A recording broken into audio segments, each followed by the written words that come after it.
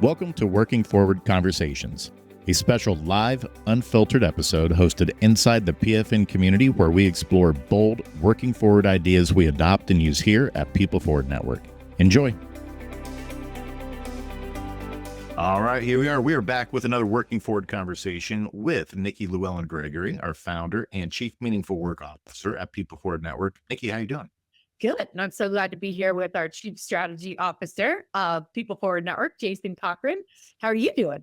I'm doing great. Well, I'll tell you what, we got to be on our toes, don't we?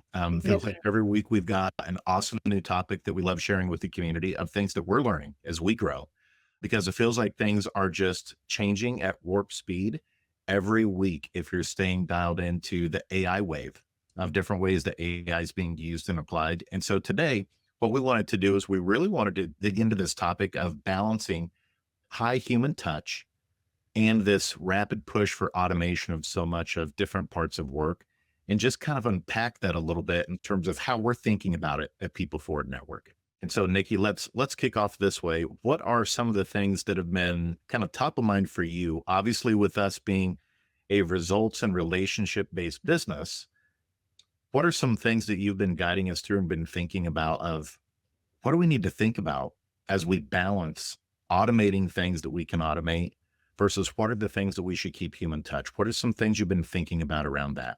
I think you just said the word balance, and I think that that's a really important place to start because we both agree, Jason, you and I, our way of being, but our culture at PFN and what we bring to the table is human connection. It's relationships, right? And relationships are human connection. And that there's a balance between using technology or manual ways. And we never want people to be like, oh, they're not there anymore. Like it's not a person. So we are designing systems where we can use both, but it's very relational. Even when it is technology, it feels very relational and we're not replacing the human. And so I think this balance is really important to just reiterate.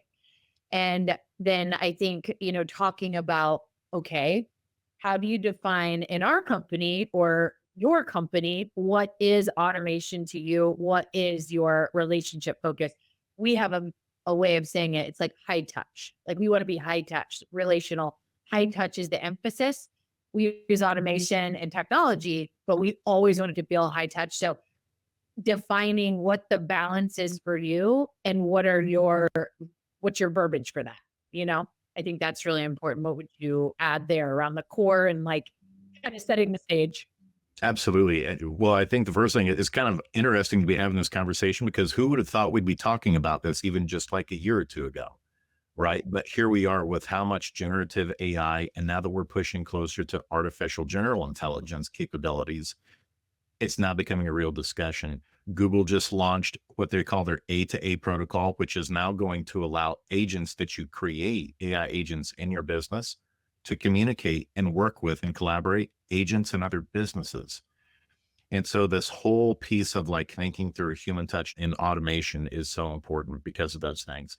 One more thing around McKinsey, and then want to dig into some of the ways that we're thinking about this and things we're doing, especially around community of how we're balancing it. But McKinsey released something recently that just really kind of caught me off guard in regards to how quickly automation is happening. And it was this. They said that by 2030, activities that account for up to 30% of hours currently worked across the entire US economy will be automated.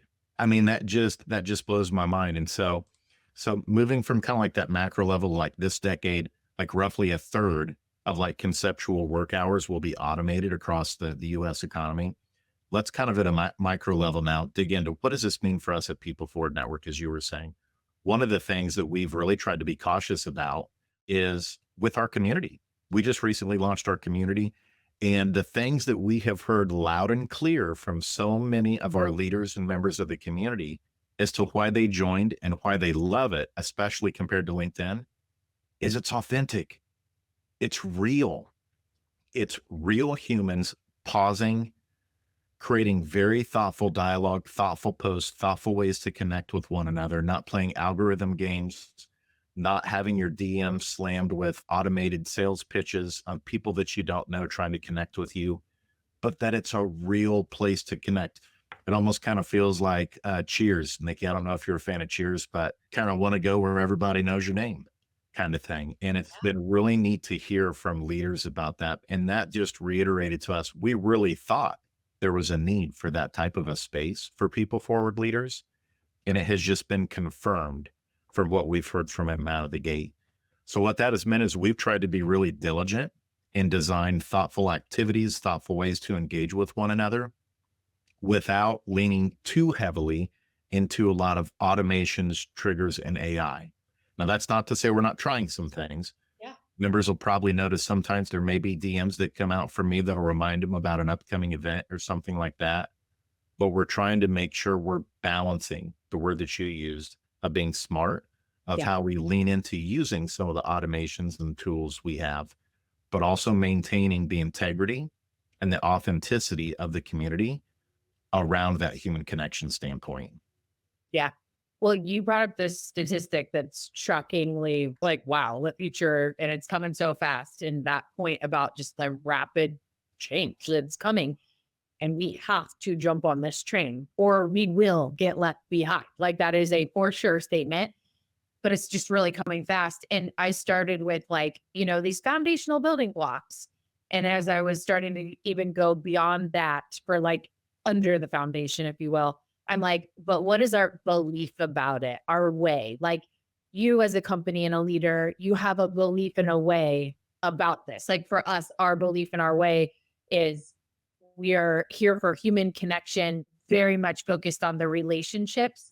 But then as I just pulled up our website to then connect the dot on that, our core values, the top is relationships for a reason. That's like in a circle. And so relationships are our North Star. These other core values, excellence, inspiration, innovation, results, and accountability. That's why we're even doing any of this, right? Like, because that's our, like, relationships are our North Star, but these are our core values. And when you look at getting results, innovation, inspiration, so much of what we have at our fingertips with technology and AI helps us get that, right? And then even more, our team, Jason, you're gonna love this one. When you were sharing that a minute ago, I was like, this is getting us to our 4-day work week and even faster, right? Like we have more 4-day work week. And that's one of our goals as a team. Like we are working towards that goal. We're at a 4.5-day work week now, but actually I think it'll probably happen this year now that we're like talking this through. So going way deeper beyond like, I need to solve the problem of technology in my business, like an AI, it's really starting with under the dirt, right? And those roots are your core values and who you are. And then at the surface are your building blocks, which is like your belief about it. And, for us, like high touch mixed with automation, and a learning culture around it. That's like right above the dirt. And then you start to look at, okay, what are our systems or our framework, right? Okay. So under high touch, things like high touch for first impressions. Like we don't want an automated bot doing that. When things are a challenge, when there's conflict, people, right? Like we want them to be able to reach someone who wants to call something and press 7 for this, press 2 for this, but no, like we want to be able to solve those issues in a human way. We want to be able to like recognize people. I'm going to share a video like of me sharing and talking about this person particularly, things like that. And then automation, it's like, okay, where would we automate where high touch isn't really needed as much? Data, meeting scheduling, content creation, like one podcast creates a ton of content because of the technology we have. So really then understanding what are our systems and framework underneath what we believe in our key priorities. And those are just some of that. Those are spot on. I love those examples. And those are very real for us. And you could ask any person on our team and they'd be able to say those too. Like these are the ways where we've set up these guardrails, these parameters, or this is the stuff we'll automate, but this is the stuff that we understand as a group, part of our culture code and our values that you referenced, Nikki, that we understand are uniquely human and will always be that way. It reminds me of something that Bill Kirst, who is a member of our community, he mentioned several times. And that is just because AI can do something doesn't mean that it should. And that has rung true in my head a lot. And especially more as we continue to move forward and we innovate and we use AI more, we're also being very thoughtful, as you put it, about the foundational levels, even digging into the dirt of thinking about that question. And like, there's going to be things that we don't let AI touch in our business that are super important with how we work with other people. The other thing too, from another community member, Vince Freeman, good friend of yours and mine both, that he said, the AI transformation is really about human transformation. And what that made me think of is when you were just sharing those things about how we're transforming is many times if we take a step back and we think about COVID and we think about how remote work kind of came out of COVID, how many times did you hear a discussion that was talking about organizations struggling with remote work? But it's not remote work's fault. It's you don't have the structures, the things in place to support people to thrive in remote work, to thrive in change. And what's interesting about that to me, Nikki, is as you were sharing those things, here we are again now, 4 to 5 years later. Now the major change and disruption we're all going through is artificial intelligence. And it's like, look, same thing again, rinse and repeat. If you're going through major change, it's about human transformation. Don't blame remote work in 2020. That wasn't the problem. You need to update the way you're doing things to support your people. Same thing here when it comes to artificial intelligence. And that was a major connection that between what you just shared and what Vince Freeman has mentioned many times is kind of like whoa, we need to slow down here. Let's get our eggs, I was about to say our eggs in a row, eggs in a basket, get our ducks in a row. We got eggs and ducks all over the place with Easter time, but get all those things in place first. Take your time with your team, have conversations about it, build structure around it while you're also innovating at the same time. That'll help everyone feel more comfortable, see the vision, but also help understand where those guardrails are, where you're saying, these are those uniquely human touch point pieces of our business that will always be that way. Well, since we're shouting people out in our community, these great leaders that we have, that exact phrase that you said, it is digital transformation is human transformation. I learned that from Gregory. That was the topic of our podcast episode. That's awesome. Greg and Vince, long lost bros, like they need to be besties. But it's such a powerful, true statement, and it applies in all things, right?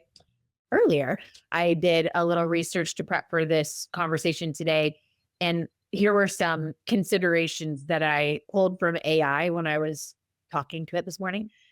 So when we, as a team, we set like a standard that supports our North Star. So our core value of relationships is our top core value.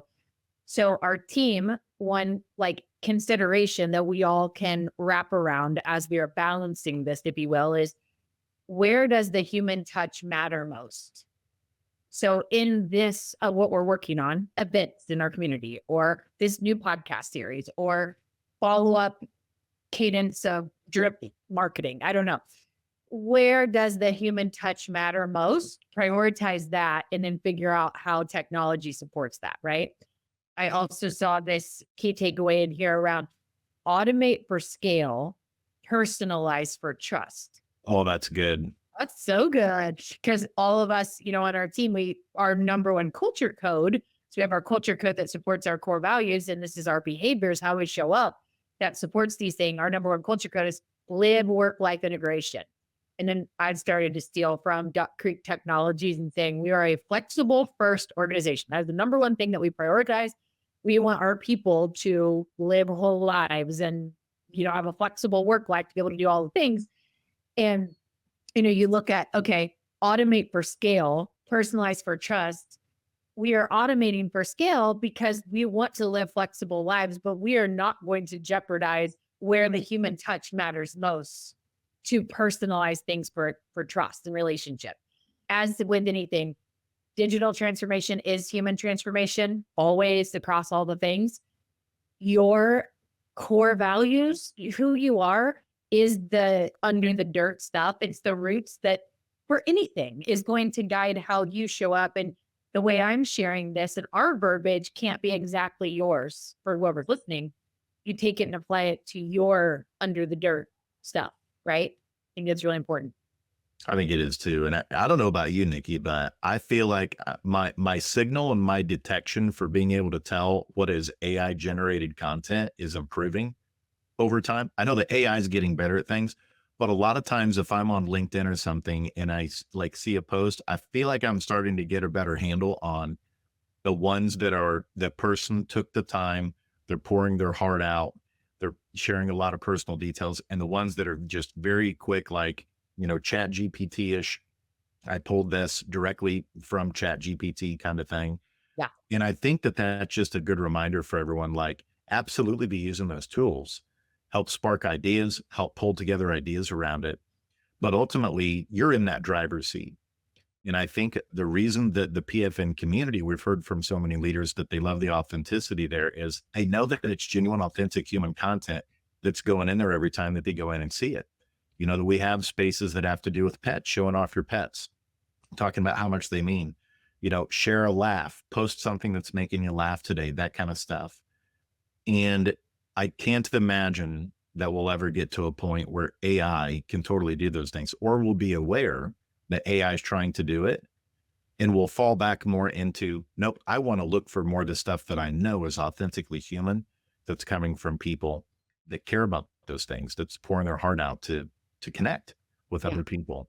And I think that's going to be really important too. And what I'd be curious to hear from also from your perspective, Nikki, is I would also think that that's continuing to be really important when we think about the future of sales operations in business.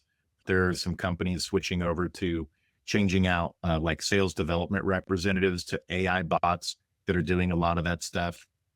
But I can't help but wonder if the organizations that are going to continue to grow and be successful with sales are the ones that maintain more of that human touch of building a relationship, of helping make people make progress instead of turning it into an automated machine that's a volume play. What's your Totally. take on that? Oh, strong. Like my take is very strong. That if you look back old school ways, pre AI and all of the automations and technology, here's the comparison. You have a whole team of sales development reps or professionals sitting in a room with scripts. The scripts are not authentic to them. Everyone's saying the same thing. And on the other end, you feel it. And on the board, not the only, the most of the calls that are getting booked don't end up showing up, right? There's this like, I mean, the hit rate on that is terrible anyway. The amount of money that we spend, and you can't feel real meaningful in your job when it's just like script based. It's just not truly human connection. That's the old school version of that I've never liked. I've gone in to solve those problems, and I don't feel like the sales development professional doesn't feel meaning. The person on the other end doesn't feel connected to, like, whatever, right? And it's check the box. And this new way just deepens that. It's like 10x, right? And then you're not getting people to actually show up because there's no actual relationship there. It's like, who was it that called me last week?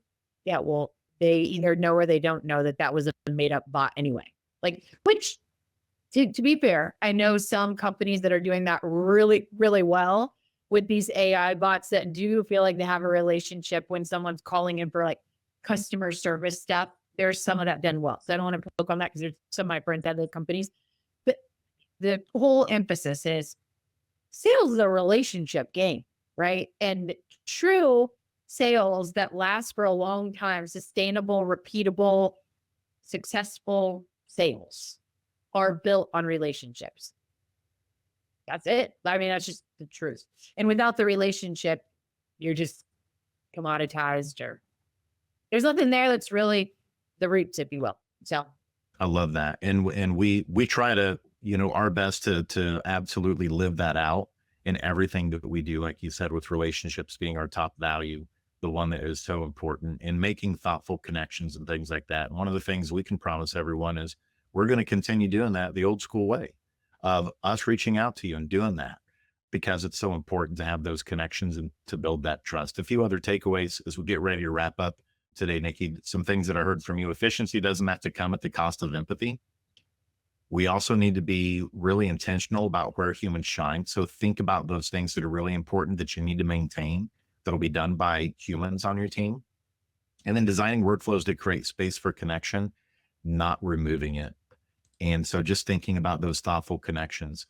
And so absolutely, there is a balance. You're probably not going to hit it exactly right out of the gate. It's going to take some experimenting, some testing, and then dialing it in. That's what we're doing as well. We'll continue to learn, especially with our community, of the things that we can help automate that improves the user experience, but the things that we continue to maintain that are human as well. And it's just be comfortable with it. Like you said, there's no hiding from this. The other option is not to completely disregard automation. If you do that, you are going to be left behind. So you've got to be testing it, but you've also got to be very thoughtful about the guardrails of what's going to maintain human touch and relationship moving forward too. Nikki, as we get ready to kick off, any closing comments that you want to leave the listeners with today? Prioritize this. It's really important. And without having team conversations about it and helping everybody on the team get on the same page, it could really be a shit show. If you don't know your North Star with anything, so many of these things are like, it's like this blueprint for life of like, you got to have these things and you got to have a team that understands the why of the company, the core values, our culture code, how we live it out, to then help them take ownership on how they show up using the tools of today, and you got to have a lot of those conversations and you got to prioritize it. Or like I said, it just becomes a mess because, you're reading something here or looking at this quick thing and it's just coming at you so fast and all. Pretty soon you could take the automation learnings of this morning's podcast that somebody on the team learned, and now it's all automated and they're not getting that high touch, right? So it's a really important thing to prioritize and make sure you keep talking about it. Like, what is it? You have to say things 7 times for somebody to hear it. Do it 10 and just keep at it. I love it. And to your point, stuff's moving so fast now that it can accelerate bad stuff. So if you just start in and you start tinkering with stuff without being thoughtful about it ahead of time, you might incidentally upset some customers or do some things before giving it enough thought before you start practicing some of those things. Totally. Nikki, thanks so much. This was really insightful for our listeners today. Everybody, take care. We'll see you.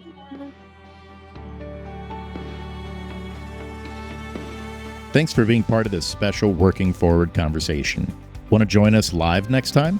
Head over to bit.ly/PFN community to join our PFN community and become part of the conversation that's driving what's next in work and leadership. See you there.